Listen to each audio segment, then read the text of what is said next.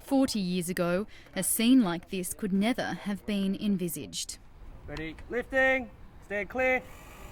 This simulation exercise is training the Territory's emergency services to respond to a destructive cyclone. To test the skills and techniques of the operatives.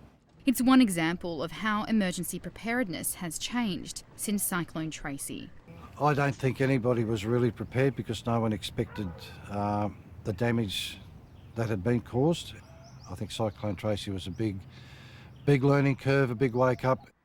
Gary Casey was living in Nakara with his new wife on the Christmas of 1974.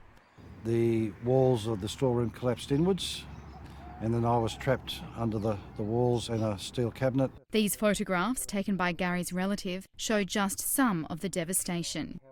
Looking at photos from Hiroshima and all that, everything around was just completely flattened. It was also a blow to the confidence of Darwin, which was developing rapidly. Having Stretton come in to do the clean-up and organise the rebuilding and stuff, it was just beyond the NT's capability at that time. About 1974, Darwin was riding a new wave of prosperity, and I think 2014 we're in exactly the same position. Though now better armed with the knowledge and experience to defend the city and its people.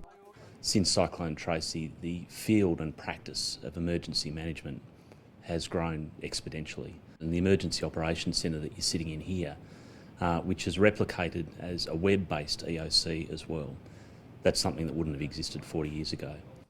It's all quiet now, but in the event of a cyclone, this place would be abuzz with people from police, fire, emergency services and logistical operations providing food, shelter and infrastructure.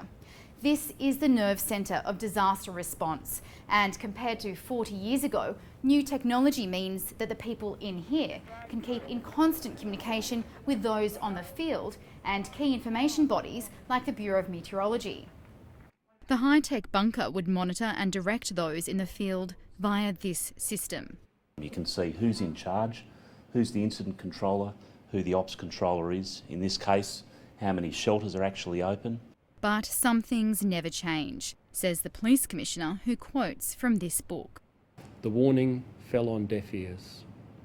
Quick money was being made during a record-breaking building spree, and I go to this sense of déjà vu. Let's not be complacent, folks, because we should learn from history.